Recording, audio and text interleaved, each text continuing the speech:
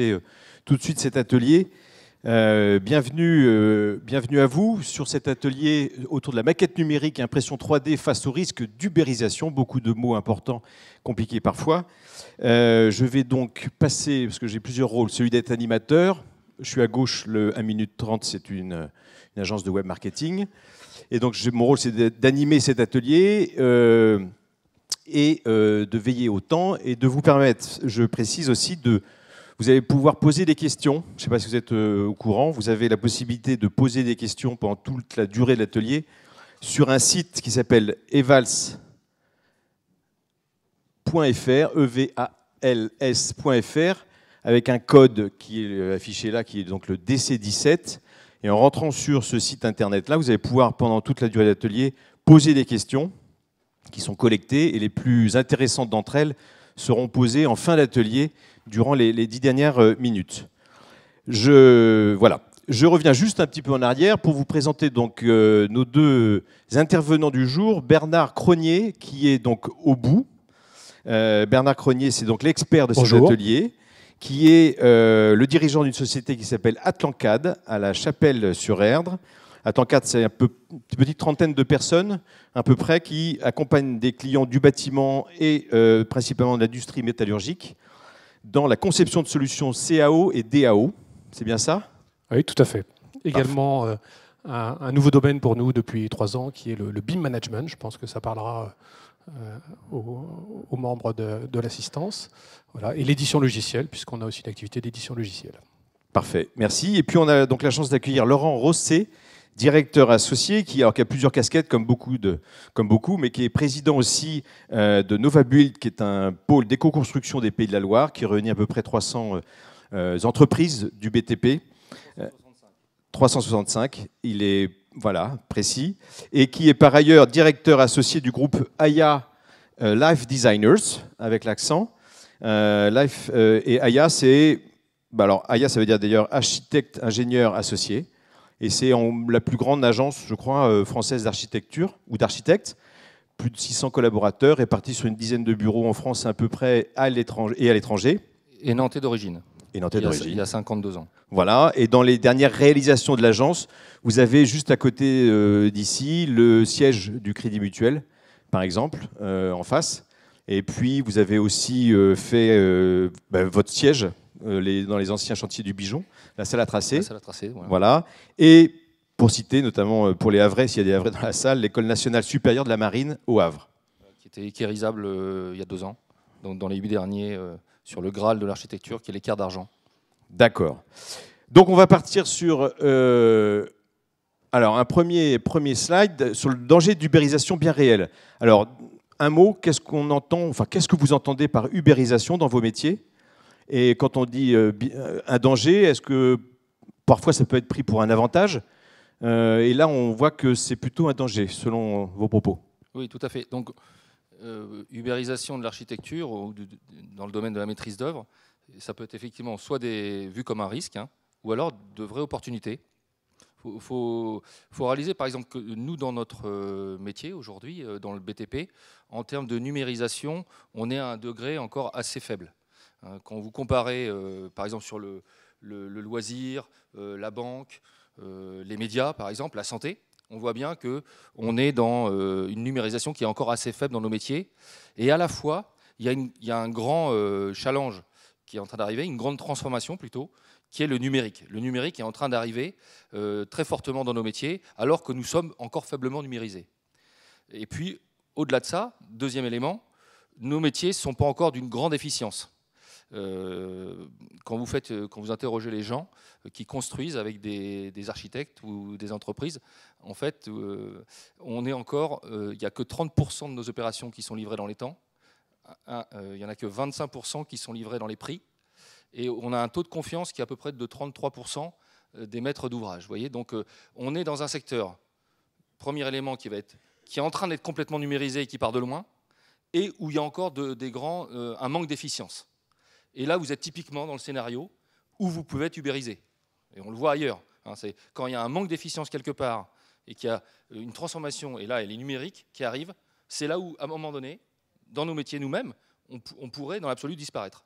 Parce que c'est là qu'arrive possiblement des nouveaux entrants, souvent plus petits, plus agiles, et qui peuvent rafler la mise rapidement. Alors, je ne veux pas faire de politique ici, mais on peut voir même ça au niveau politique. Hein. Qui aurait parié le mouvement En Marche il y a 3 ans, ce qui viendrait? On voit bien qu'il y avait peut-être, en tout cas dans l'esprit des gens, un manque d'efficience des partis politiques. Et il y a eu une façon d'aborder la politique de façon, on pourrait sûrement dire, très numérique aussi. Hein. Il y avait beaucoup de présence sur les réseaux sociaux. Et clac, le petit poussé a emporté la mise et a balayé tout sur son passage. Le petit poussé, ce n'est pas notre président, bien entendu. Hein. C'est le parti, qui est devenu un parti maintenant qui est majoritaire à l'Assemblée nationale. Donc on voit bien, voilà, ces 2 ingrédients, transformation et manque d'efficience, ça peut ubériser. Alors maintenant, si on recentre sur l'architecture, effectivement, il se passe des choses tout à fait remarquables dans nos métiers. Et on voit que des agences prennent ça à bras-le-corps, et puis peut-être d'autres vont avoir du mal parce que c'est complexe. Le premier exemple que je vais vous donner, c'est la grande transformation que vit notre métier sur la commande. Il est loin le temps mitterrandien ou chiracien, si vous voulez, où on avait une commande publique très forte. On voit bien qu'aujourd'hui, la commande, pour plein de raisons, et surtout parce que les finances publiques sont plutôt ternes, devient de plus en plus privée. Hein. Donc on a même des terrains publics aujourd'hui qui sont livrés à de la promotion privée, hein, parce qu'on n'a pas l'argent public pour aller dessus. Premier risque d'ubérisation, c'est qu'en fait, les acteurs que nous sommes, hein, les constructeurs, les concepteurs, ne prennent pas ça en considération et ne soient pas capables d'amener la valeur qu'on attend sur ces projets. Ce sont des opérateurs privés qui vont les mener. Celui ou celle de ces opérateurs qui saura agréger des notions d'usage, des notions de confort, des notions de bien-être, des notions d'efficience énergétique, pour les autres, pourrait très bien, demain, nous faire travailler et amener cette valeur au marché. Et c'est bien celui qui arrivera à agréger sur un projet l'ensemble de cette valeur qui finalement aura le marché. Et donc on a un premier risque d'ubérisation qui est lié à la transformation de la provenance de la commande qui est privée. Et là on a des opérateurs, et c'est bien ce que nous on essaye de faire en tout cas à IA Life Designer, c'est d'être maître de notre destin et d'amener cette valeur au marché. Et je ne vous parle pas que d'architecture là, hein, je vous parle bien de notions complexes sur lesquelles on sera jugé au global. Ça c'est le premier point. Au-delà de ça, cette transformation numérique amène aussi à avoir une capacité qui est complètement décuplée aujourd'hui dans la façon de concevoir. Je vais prendre un premier exemple, une architecte qui nous a quittés il y a 2 ans, Zaha Hadid, hein, libanaise d'origine. Elle a inventé une forme d'architecture, alors ça plaît pas, mais en tout cas, elle a été maître de son destin parce qu'elle a compris très vite que le numérique pouvait lui donner la possibilité de faire une architecture biomorphique avec des formes qu'on ne peut pas dessiner à la main. Ce sont des logiciels qui lui permettaient de définir les formes qu'elle voulait dessiner et ensuite de les mettre en fabrication, en industrialisation. Et ça a fait des projets assez remarquables qu'on voit encore dans le paysage, qui sont là devant nous, dans les revues également.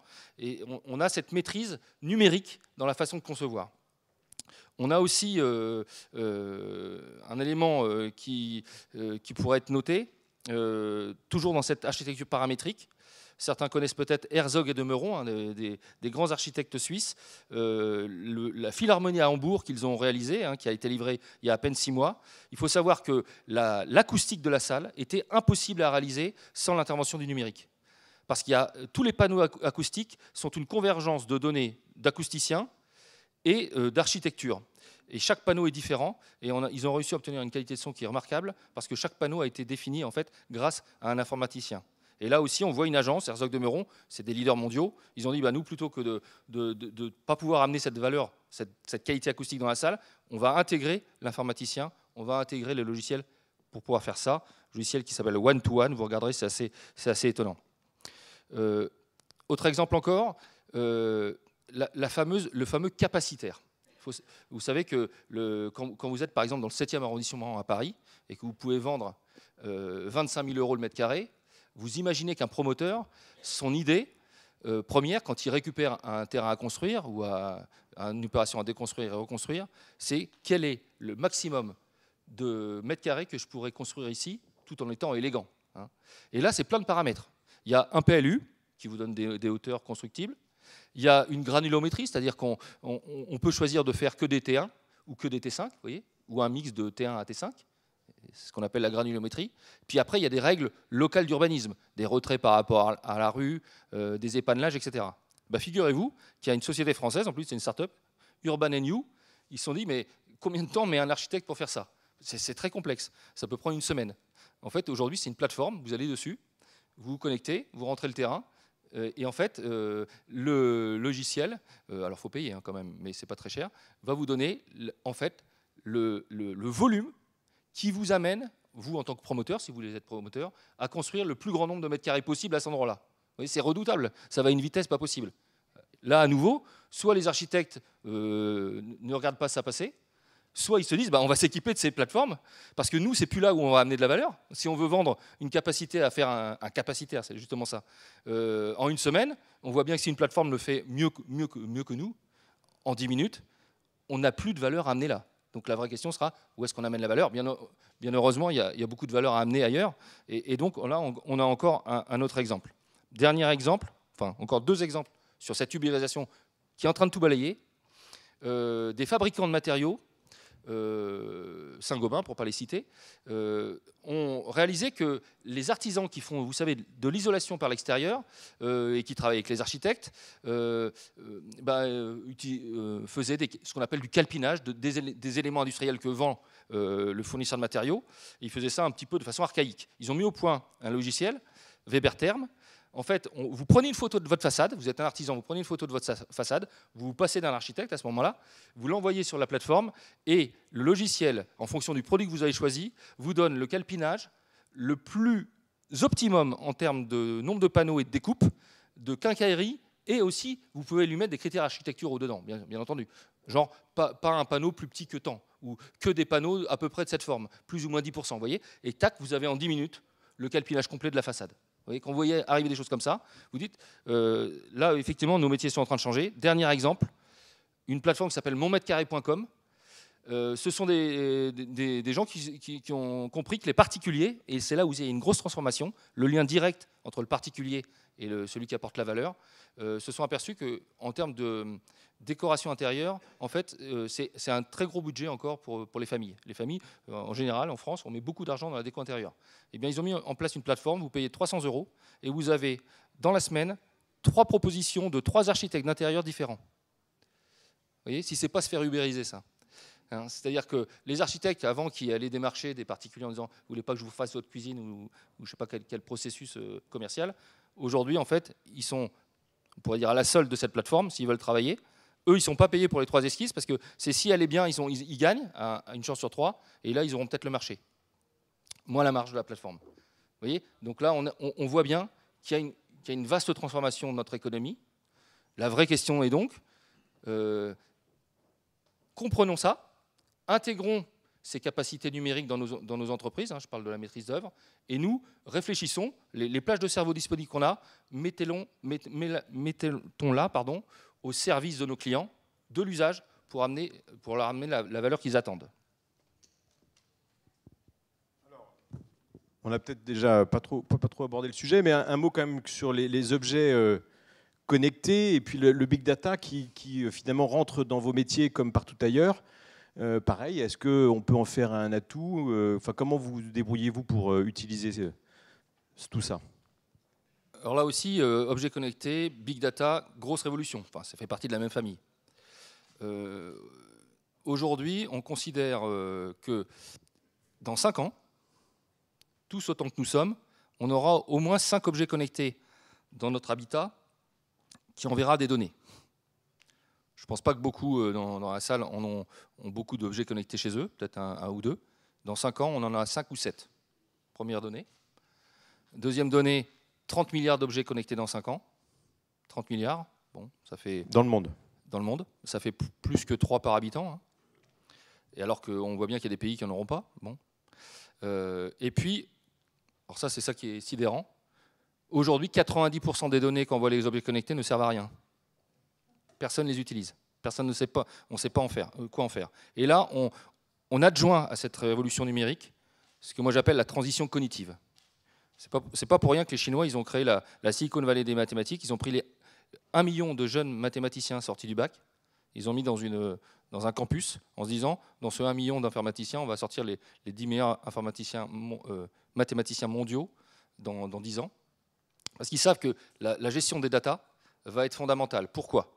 Parce que quand vous êtes dans un immeuble qui envoie autant de données, si vous êtes capable de les optimiser, et je reviens aux GAFA, c'est bien pour ça qu'ils sont rentrés dans la domotique, vous êtes capable de délivrer une valeur incroyable. Je vais vous donner 3 exemples.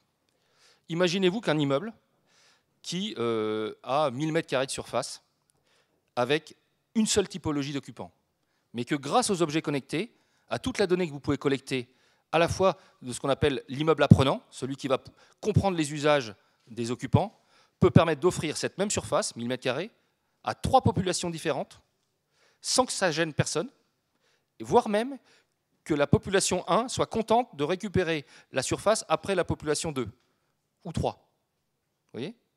Tellement on aura optimisé les choses. C'est tout à fait envisageable.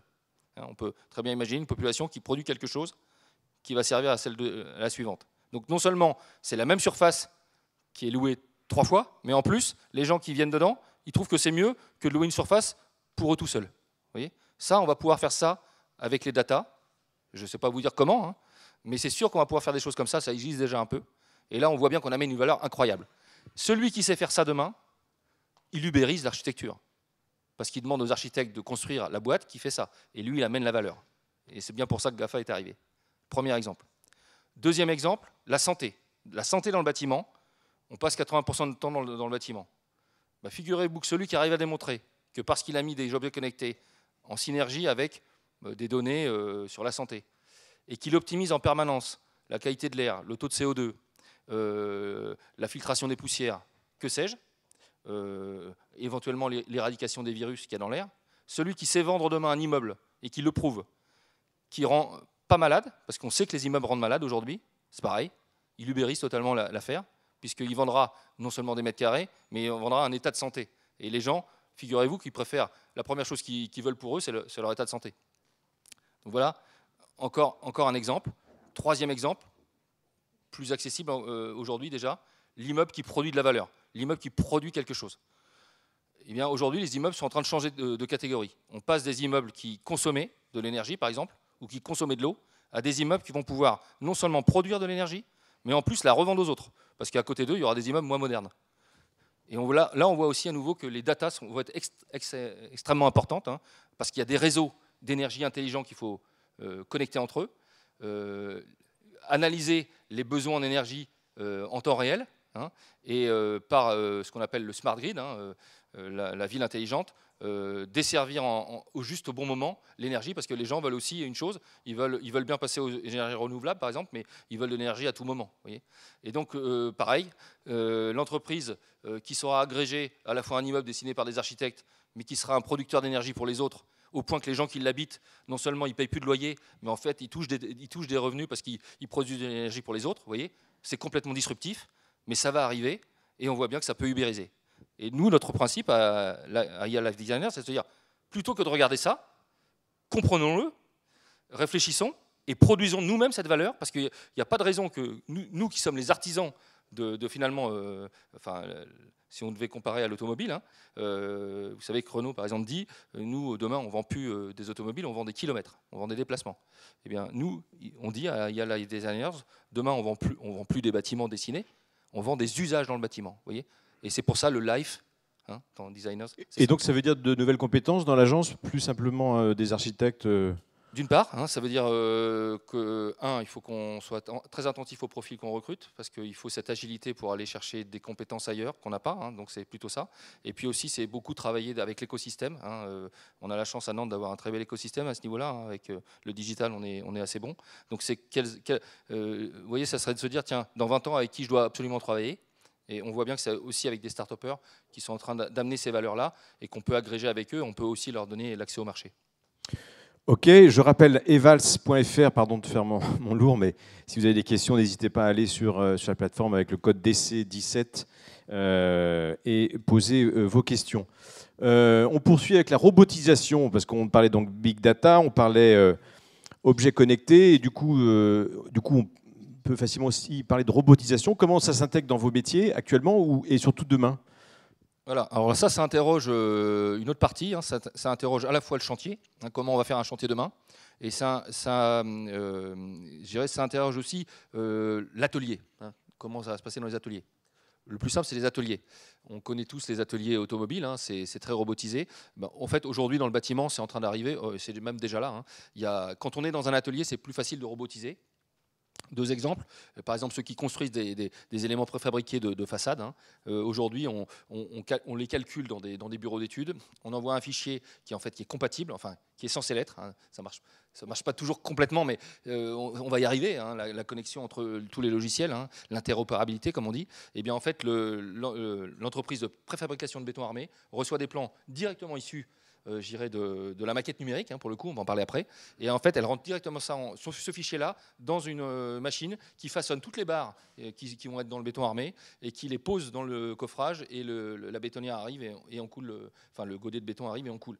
Il y a de moins en moins d'intervention humaine à ce niveau-là. Alors, ça ne veut pas dire qu'il y a moins d'emplois, au contraire, hein, parce que c'est des emplois plutôt plus qualifiés, donc c'est plutôt sain finalement. Hein, c'est plutôt des gens qui savent utiliser les logiciels, mettre en place les machines, les régler, etc. Donc, premier exemple dans l'atelier. Alors, ce qui est plus surprenant, c'est dans le chantier. Hein, certains ont peut-être pu voir sur Nantes l'expérience Innova, hein, qui a été lancée à la fois avec l'Université de Nantes et puis Nantes Métropole Habitat. En fait, il y a un projet de construction additive.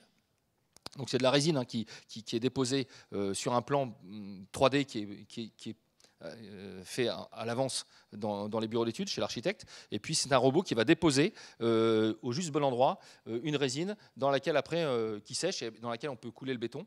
Hein, donc on a en fait une construction additive sur place avec une seule personne qui vérifie que le robot il s'en mêle pas les pattes, mais normalement il n'y a pas de raison. Surtout il vérifie qu'il n'y a personne qui vient dans le champ du robot, hein, pour des questions de sécurité. Donc là une première construction additive assez surprenante, expérience à Nantes, hein, allez voir ça, vous regardez sur internet, vous verrez, c'est marrant. Et deuxième expérience qui est menée, alors ça c'est plutôt les Suisses, ils se sont rendus compte que finalement les drones pouvaient être interrogés pour construire demain en additif. Donc là, on imagine une construction par petits éléments de maçonnerie. Donc ce sont des blocs, hein, qui peuvent être de briques, par exemple. Et là, ils ont une série de drones. C'est encore une expérience, mais ça va arriver, qui prend le parpaing de briques.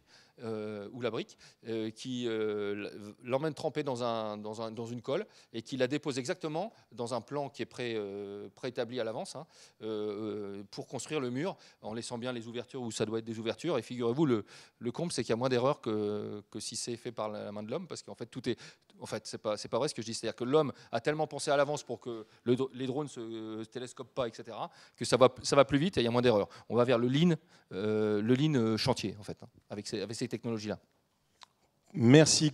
Un mot aussi sur le chantier, votre grand chantier, notamment, enfin vous et puis toutes les agences d'architecture sur la maquette numérique. C'est quoi exactement une maquette numérique? On va au-delà évidemment de la maquette faite en 3D, j'imagine. Comme ça se fait depuis longtemps. Voilà. Ça veut dire quoi? Alors, la maquette numérique, effectivement, on va dire ça démarre il y a 7-8 ans à peu près, l'implémentation en France. Alors, on pense souvent que la maquette numérique, c'est une vision 3D du bâtiment très bien renseignée avec tous les corps d'état dedans. Ça, c'est la version standard, la vision standard. Voilà, c'est très réducteur. En fait, la maquette numérique, ça va être beaucoup plus de choses. En fait, bien sûr que c'est un dessin 3D très précis où tous les corps d'état, tous les corps de métier travaillent sur le même support informatique. Donc ça, c'est une première révolution, mais c'est ce que les gens retiennent essentiellement. Hein. Donc avant, si vous voulez, on avait plusieurs corps d'état, un architecte, un ingénieur fluide, etc., un ingénieur structure, et chacun avait ses plans, puis on comparait, on faisait le jeu des erreurs. Bon, là, on dessine tous sur la même plateforme, le même support quelque part informatique, avec des serveurs beaucoup plus gros. Ça, c'est l'étape 1 de compréhension de la maquette numérique. Mais en fait, derrière ça, ce qui est beaucoup plus puissant, c'est qu'on dessine des objets qui sont renseignés. On va prendre un exemple. Quand vous dessinez, par exemple, un système de sécurité incendie dans la maquette numérique, en fait, vous dessinez aussi toute la maintenance. Parce que le fabricant vous a donné à l'avance l'objet que vous êtes en train d'implémenter dans la maquette, sa durée de vie, sa maintenance, son mode de surveillance, etc. Et donc, vous pouvez livrer à votre client, en fait, une maquette numérique qui contient toute la maintenance de tous les objets qui sont contenus. Ça, c'est une première étape très intéressante. Et là, on va vers une maquette qu'on appelle le BIM maintenance ou exploitation maintenance, où on aura des données, de la data sur tous les objets que contiennent le bâtiment. Et là, on voit bien toute la richesse qu'on peut amener. Je reviens à ce que je disais au début, toujours pareil, hein. Soit on décide, ceux qui font la maquette, d'apporter cette valeur au client, ce BIM maintenance, soit, et c'est déjà en train de se faire, d'autres le feront et achèteront la maquette peut-être au moins cher ou au plus performant, et puis délivreront cette valeur aux exploitants qui raffolent finalement de savoir exactement, parce qu'ils vont optimiser leur coût de maintenance grâce à ça. Ça, c'est un premier élément sur la maquette numérique. Il y en a un autre qui est assez intéressant, se dire, c'est même au-delà de ça, même au-delà de la maintenance, c'est-à-dire l'usage du bâtiment pendant sa durée de vie pour lequel il est construit, on peut mettre dans la maquette, figurez-vous, l'après. On peut mettre demain ce qu'on appelle le cradle to cradle, hein, la réversibilité du bâtiment, la façon de le déconstruire. Et ça, c'est assez intéressant parce qu'on arrive un peu en limite sur certains matériaux. Hein. Il y a eu certains ont pu voir sur le polyuréthane, par exemple, qui n'est pas un matériau très, très glorieux au niveau HQE, mais il y a une pénurie, par exemple, de polyuréthane. On commence à avoir comme ça des matériaux dont on va être en pénurie, parce que la planète ne peut plus suffire. Et donc là, c'est l'idée de construire un bâtiment, un peu comme un meuble Ikea, vous voyez, avec un nom plus simple à retenir, et exactement l'ensemble des matériaux qu'il constitue, et surtout, comment le déconstruire intelligemment pour pouvoir réutiliser les matériaux qui le constituent. En gros, ça revient à dire, je livre à mon client une banque de matériaux en ville, des mètres carrés, et une banque de matériaux en ville, dont d'ailleurs le cours des matériaux va monter. Imaginez-vous le premier qui, au lieu de vendre un bâtiment avec des mètres carrés, il vend des mètres carrés, plus des matériaux qui le constituent, qui constituent ces mètres carrés, dont on sait qu'à 50 ans, la valeur est triplée, et dont on sait surtout comment le déconstruire. Il y a sûrement un modèle, il n'existe pas encore, de valorisation de ça, et c'est ce qu'apporte la maquette numérique, puisqu'on aura des mètres carrés, plus des matériaux réutilisables dans 50 ans.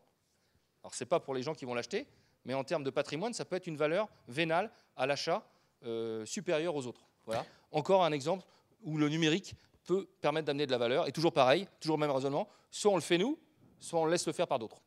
Alors, on m'avait dit que Laurent était très bavard, c'est vrai. On poursuit un peu plus rapidement parce qu'il est déjà moins 5. Je voudrais laisser du temps aux questions qui ne vont pas manquer dans la salle. Avec l'impression 3D qui s'invite aussi chez vous, dans vos métiers, peut-être un mot rapide là-dessus.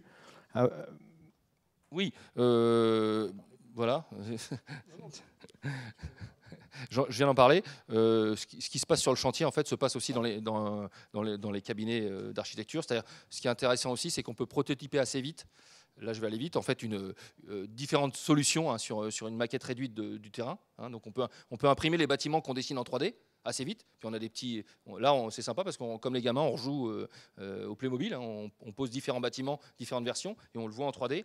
Aussi pour des pièces d'assemblage, parce qu'il y a une tendance aussi de montrer la structure quand elle est belle. Et une pièce d'assemblage, non seulement pour voir combien elle coûtera et si elle est montable, si elle est industrialisable, on l'imprime en résine et on se rend compte à l'échelle 1 que si cette pièce d'assemblage, elle est élégante ou pas. Hein. Donc voilà, la 3D, l'impression additive s'invite aussi, un peu comme on voit dans les Fab Labs, s'invite aussi dans les bâtiments, dans les agences ou les bureaux d'études. Parfait. Alors, de ce paysage merveilleux, il y a quand même des freins, des empêchements. Oui, voilà. Donc, c'est pas le monde de Wooby, en fait. Hein. Tout ça, c'est énormément de travail à faire pour arriver à amener cette valeur. Et puis là, faut être honnête aussi. On est dans un tel bouleversement que non seulement nous, on a nos collaborateurs, collaboratrices à former. Hein, ça, c'est un vrai coup. On a décidé de former 50 personnes par an. Quand vous êtes 400 à utiliser ou 500 à utiliser, ça fait une dizaine d'années pour former tout le monde. Donc, c'est un investissement sur le RH, hein, humain, qui est important. Et puis, cet apprentissage-là, avec des considérations techniques aussi, hein, parce que quand il faut aussi ce qu'on appelle les tuyaux informatiques pour que d'un site à l'autre, le big data passe d'un site à l'autre, hein, parce qu'on a aussi une agence en Chine, donc des fois on travaille avec eux. On a des vrais sujets hein, de taille de fichiers qui ne passent plus dans les tuyaux informatiques s'ils ne sont pas à l'échelle, ou les serveurs. Hein, donc et tout ça, ça nous accapare.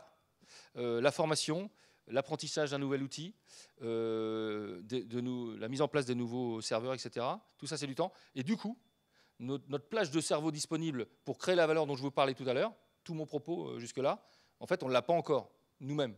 On n'a pas assez de temps pour se dire, tiens, de tout ça, qu'est-ce qu'on fait? Et finalement, parfois, on se dit, mais on passe à la maquette numérique, on n'en tire pas les bénéfices, c'est plus cher pour nous à produire avec cet outil-là aujourd'hui, et on ne vend pas plus cher nos études quelque part. Tout simplement parce qu'on n'a pas encore réussi à sortir la valeur supplémentée qu'on vendra demain, parce que ce n'est pas des études qu'on vendra demain, c'est bien ce que j'ai dit, c'est des usages, grâce à tout ça. Ok. Alors, c'est quoi, oui, ce choc culturel qui décoiffe vos partenaires? Voilà, bon, c'est un peu ça. Hein. Je vais prendre un exemple tout simple. Avant, sur un projet, on avait 12 personnes qui dessinaient. Maintenant, on en a 3. Et on n'a pas, on n'est pas moins nombreux, on est plutôt plus nombreux. Hein, qu'est-ce que font les 9? Bon, ce qui est bien, c'est qu'elles réfléchissent et qu'elles travaillent autrement. C'est-à-dire qu'en fait, là, il y a un vrai choc culturel. Quand vous dites, par exemple, à ce qu'on appelle un projeteur chez nous, en disant, écoute, c'est pas la peine que tu dessines ça parce que sur la maquette numérique, ton collègue, de toute façon, il doit le dessiner pour dessiner sa partie, il le dessinera en même temps. Il faut aussi amener les gens à se former à d'autres pratiques et à amener eux-mêmes des missions, notamment justement sur l'après. Hein. Par exemple, sur l'hôpital de Monaco, on a décalé les fonctions et on a mis quelqu'un qui dessinait traditionnellement à regarder toutes les phases chantier grâce à la maquette. Donc en fait, il a fait ce qu'on appelle le BIM 4D. Il a mis la temporalité dans la maquette. Et en fait, il a utilisé la maquette que dessinaient les autres. Et lui, il l'a séquencé dans un planning, vous voyez, de chantier. Et figurez-vous qu'on a levé 5 points de blocage très forts. C'est à Monaco, hein, il n'y a pas beaucoup de place, dont un où on bloquait la route principale. On l'a vu grâce à la maquette. Et ça, c'est une personne qui dessinait, qui s'est passionnée pour le BIM, hein, et qui a décelé qu'à un moment donné, forcément, et on le voyait sur la maquette, on bloquait la route, parce qu'on ne pouvait pas faire autrement. Donc on a changé le dessin de l'architecte pour pouvoir ne pas bloquer la route. Parce que là, c'est le prince Albert qui nous passe un coup de fil, et il ne serait pas content. Pareil, sur ces solutions encore imparfaites, un commentaire rapide? Voilà, bah, je l'ai déjà dit tout à l'heure, hein, imparfaite parce que on est frustré de ne pas amener toute la valeur qu'on voudrait, hein, je l'ai déjà dit plusieurs fois. Imparfaite aussi parce que, je vais laisser la parole à M. Cronier, mais imparfaite aussi parce que les logiciels sont imparfaits. Et des fois, on a un peu l'impression d'être les bêta-testeurs de ces logiciels. Et je ne dis pas que le logiciel en soi est imparfait, mais comme il y en a plusieurs qui doivent travailler sur le même support, en fait, l'interaction entre eux n'est pas très bonne. Donc on passe du temps à déboguer, à discuter. Heureusement, bon, on est bien épaulé, on est bien formé avec des professionnels, mais ça c'est très frustrant quand même parce que beaucoup d'énergie, beaucoup d'investissement, et finalement l'outil, c'est pas encore la Formule 1. Hein, c'est une bonne voiture de rallye, mais qui est en train de devenir Formule 1, quoi. Donc ça va être un petit peu long, et ça frustre les équipes parce que voilà, il y a leur apprentissage et il y a aussi un outil qui n'est pas encore complètement à la hauteur des ambitions.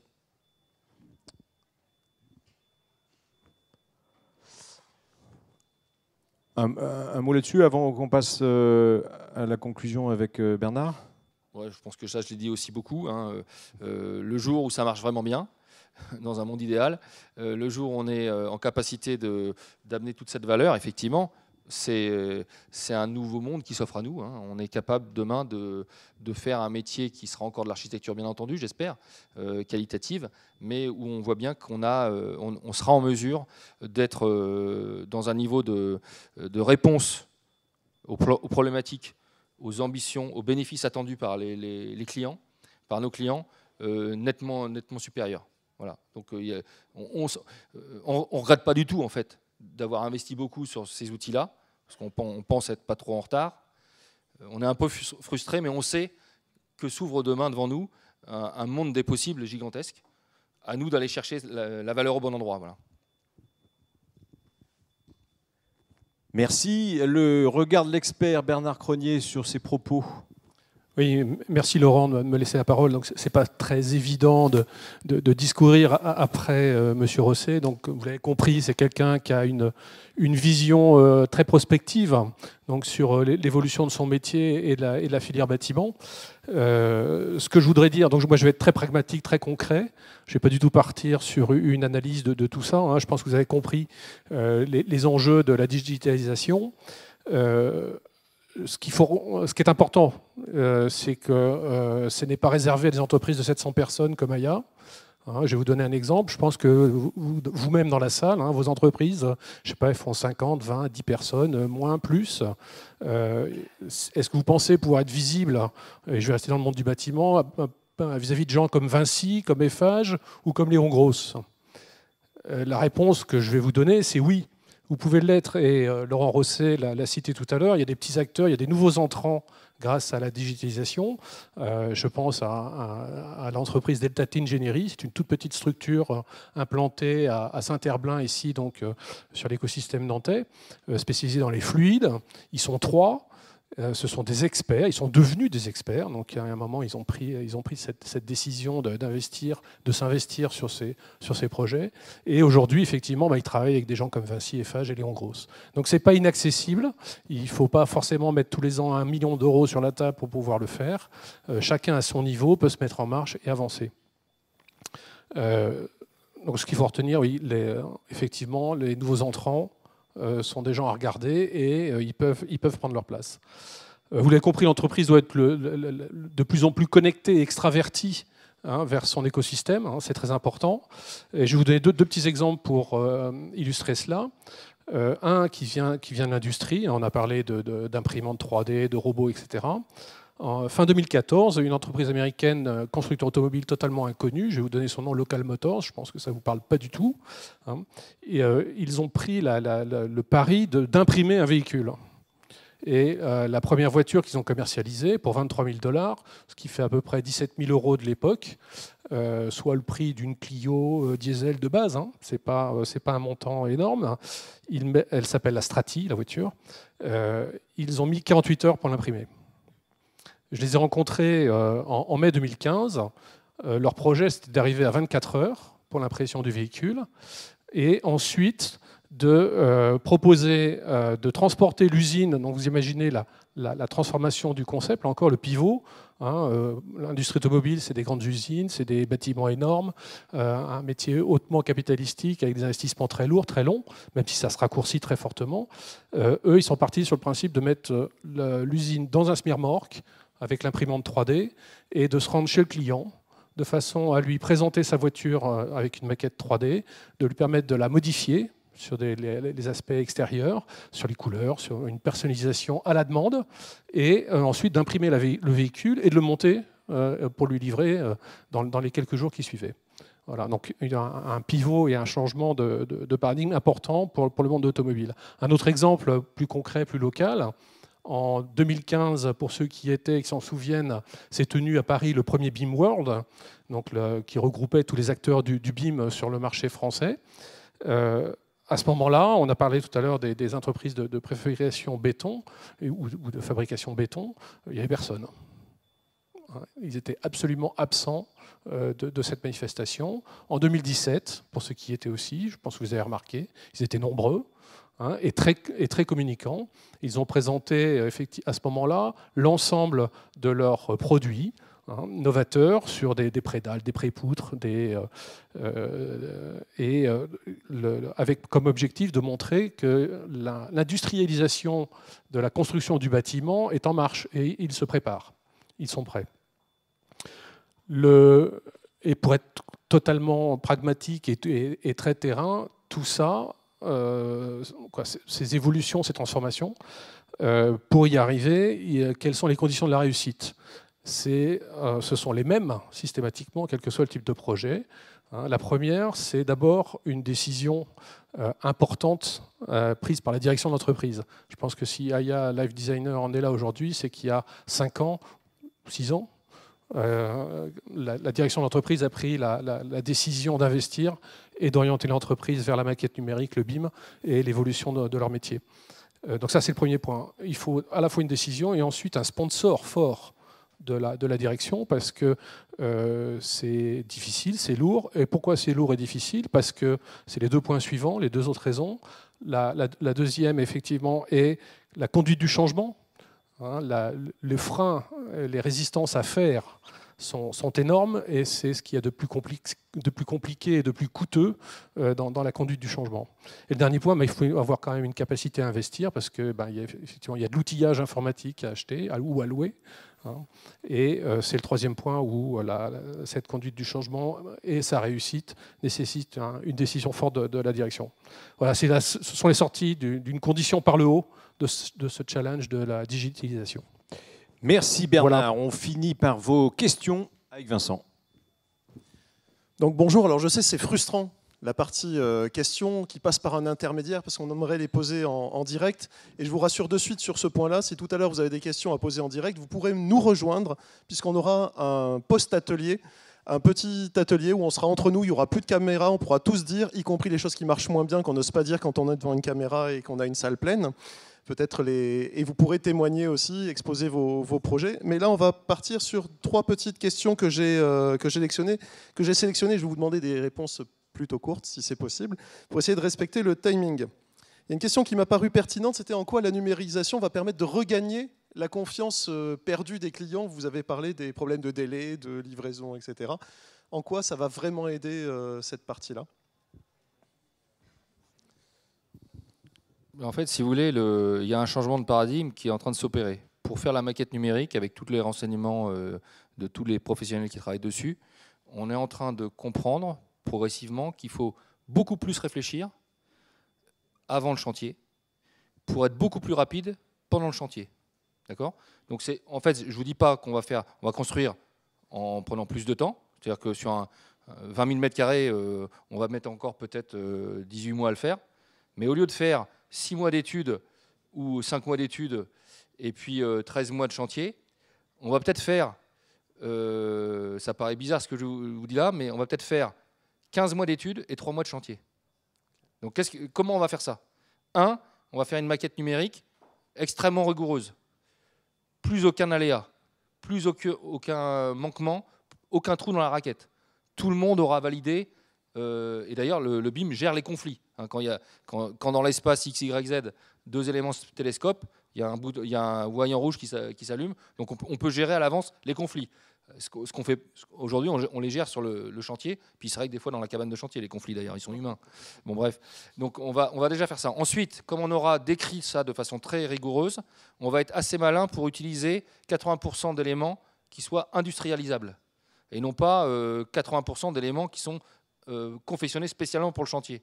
Donc on va à la fois, comme fait l'automobile, créer un produit qui paraît être unique, mais pourtant qui contient 80% de standards.